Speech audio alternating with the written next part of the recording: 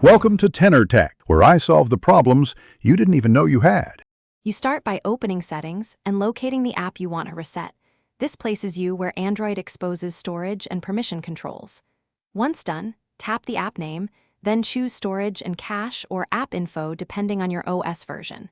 Make sure to note whether you need to backup saved data first, because clearing data removes local app files. If you use an account sign-in, verify credentials are available.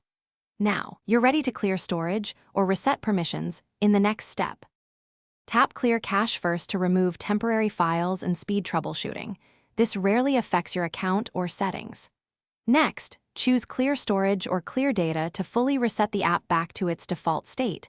This removes local databases, preferences, and signed-in sessions. When you confirm, Android warns you. Accept only if you've backed up needed info. Once the clear completes, make sure to reopen the app and proceed through any first-run setup or sign-in steps to restore. After clearing data, go back to App Info and open permissions to set camera, location, mic, and storage access as needed. This explains why some features may have stopped working previously. If the app still misbehaves, use Force Stop, then launch it again to ensure the reset took effect.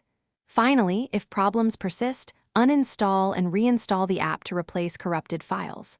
One troubleshooting tip: if reinstalling fails, reboot the device and check system updates before contacting support. Thanks for watching. Subscribe to keep your life in tune.